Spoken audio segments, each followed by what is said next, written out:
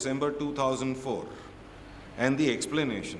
For the purposes of this, partition means any partition made by execution of a deed, etc. That is what is stated. So, on the one hand, while this section conferred equality of rights upon daughters, it also said that pre a certain date, if a certain partition has taken place, those partitions cannot be touched. And why was this? If partitions are allowed to be touched before that date, then I tell you, we will need a completely different set of courts to deal with all those issues now. Like we have special courts for the Negotiable Instruments Act. The courts will be flooded with litigation if older partitions are to be reopened. That can never happen. But I am going to point out something very alarming to you later on after just 2 minutes as to how it can happen even till today. So this speaks about inclusion of daughters. Now, so far as this proviso is concerned, a very interesting thing had happened before the Karnataka High Court. Two different proceedings, totally or wholly unconnected, came up before the Karnataka High Court. In one, the virus of the proviso was challenged, and the other was a first appeal, where the rights of daughters were involved. In the first appeal, the Karnataka High Court said that yes, we uphold this cut-off date. We also hold that the daughters are entitled, but surprisingly enough, so far as the virus is concerned, another bench of the Karnataka High Court has struck down the virus of this proviso, which is alarming. But that can now be read down in view of the later judgment of the Supreme Court. So this is how the law is developed. 2004 pre-partitions not to be opened at all. Whereas this section speaks now of that partitions must be only in a certain manner. That says that for the purposes of this section, partition means any partition made by execution of a deed of partition duly registered under the Registration Act. Now, two things which are not mentioned here, which I will expand upon. Made by execution of a deed, thereby the legislature has done away with oral partitions as were recognized. So oral partitions are gone, and the second thing which is stated is that it has to be duly registered under the Registration Act. Partitions other than this are not recognized now.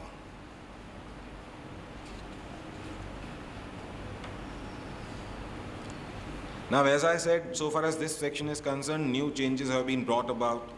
The daughter gets an equal share with that of a son. Of course, she gets the same liabilities also.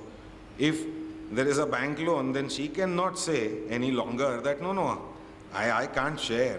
She has to share. If you want something, you have to get it too. I mean, you have to be liable too. Female co-partners to hold property with all incidents, as I said, of co-partnery property. Pious obligation I talked about. Pious obligation has been completely removed because earlier there was a concept under Hindu law of pious obligation of the son being liable for his father's debts. That is gone. Of course, the property of the father is still liable. So, no personal liability of the son so far as pious obligation is concerned. So, that part of the Hindu law is now obsolete with this section. Now, as I said, very contentious issue. In light of the newly amended Section 6, an important issue came up before the Bombay High Court. That was the case of Vaishali Satish Gaonekar. The learned judges of the Bombay High Court decided the issue at length. Ultimately, I will cut it short because I don't want to read it out. You can go through the judgment at your leisure. The learned judges held something very alarming. For this, I would really like to go back to the wording of the section. The section says that the daughter of a co-partner shall by birth become a co-partner. Now, the Bombay High Court held something very alarming. It says that only those daughters born after the 2005 amendment will get a right in the property, which was absolutely wrong. And Mr. Udyan Vyas is a witness to the fact. As many as more than 10 lawyers visited my chamber after the judgment, designated seniors and my friends of the same age. Sir, do you think this judgment is correct? I said, I think it is not correct, but please wait for my comment. I have made a 3.5-page comment in Mulla's Hindu Law. I will not use very strong words, but I said that the judgment is absolutely wrong. Thereafter, something good has come out of what I have written, I hope, because a group of second appeals came up before the Bombay High Court. The learned judge disagreed with the view taken earlier. The matter was referred to a full bench, and the full bench has overturned this judgment now. That is, of course, also reported now. I don't have the exact citation, but it is reported. If you want to take it down, I can give you the name.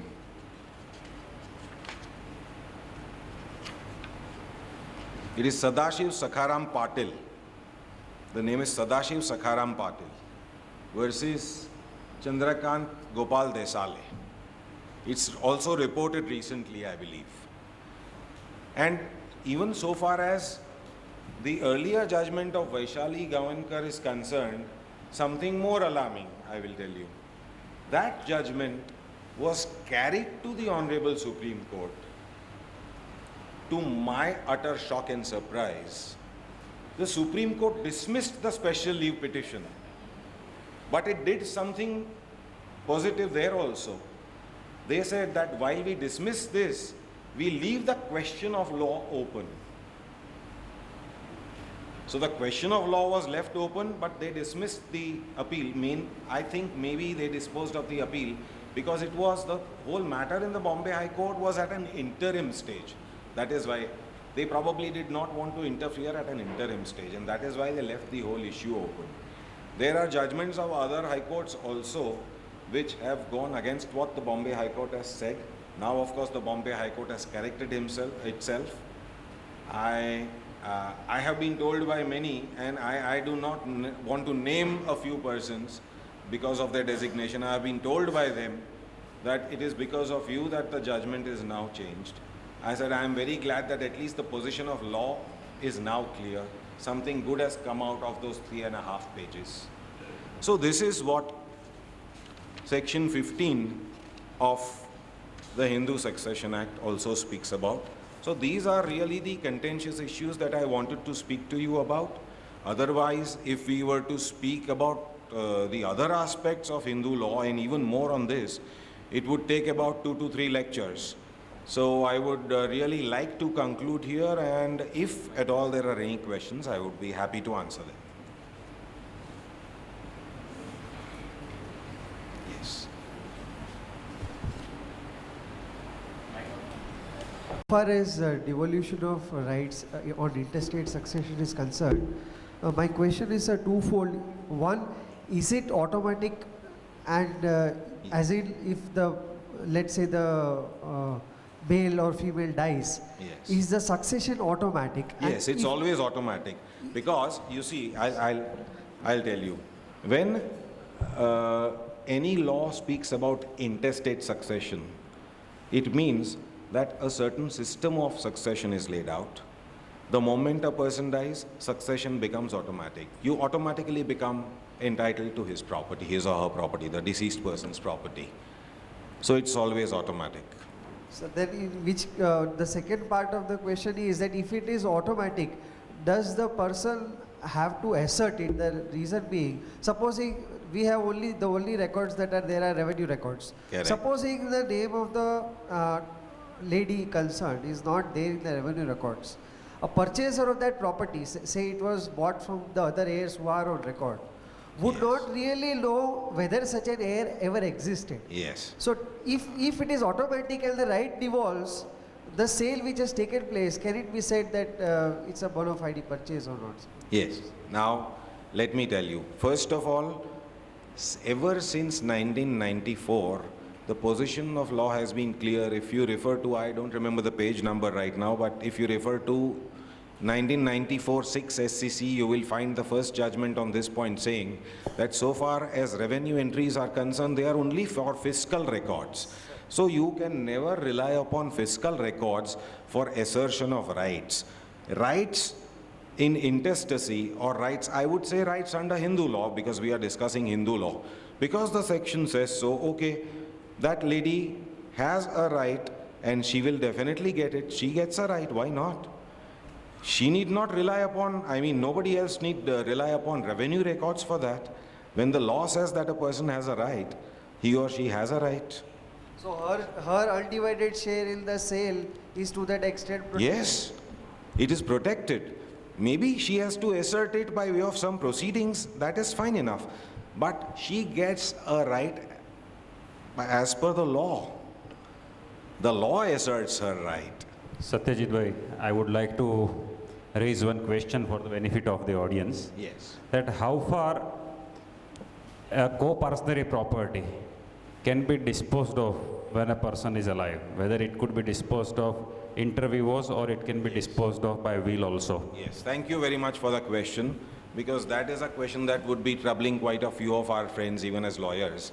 Now, if you look at section 30 of the Hindu Succession Act, it says that any property of a female Hindu can be disposed of by will. So a Hindu male can, or of Hindu female can dispose of whatever property, either self-acquired or even his or her co-partnery right in the property, that can be disposed of by way of a will. What will remain later is working out of rights.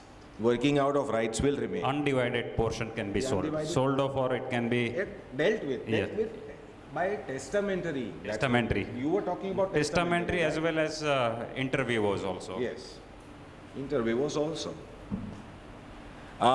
Another question that I would like to pose myself here is, before I answer your question, my friend, a very, very interesting question was put to me by a few senior practitioners after this amendment.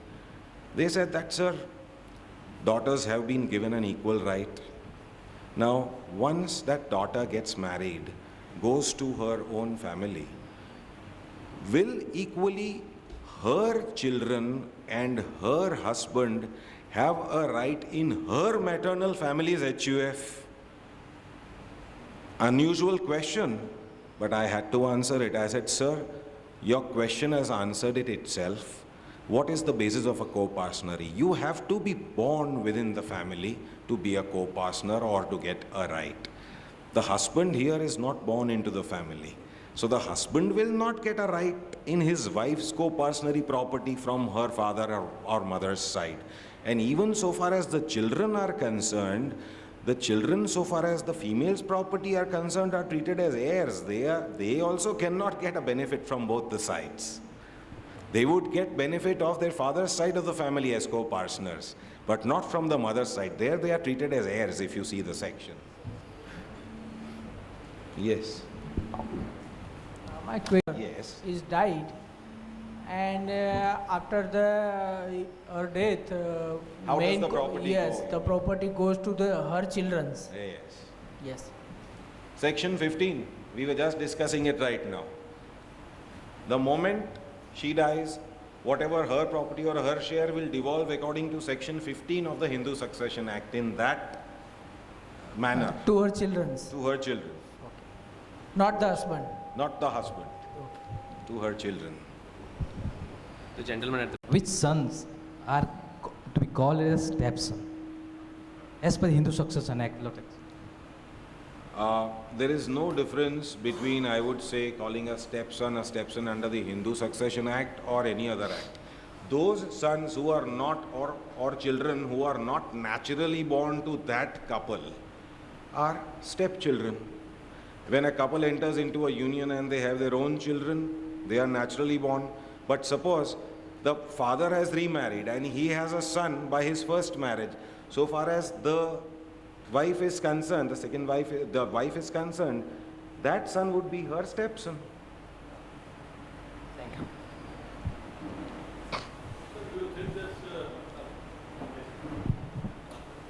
New this thing law coming in wherein live-in relationship has been now recognized by the Supreme Court.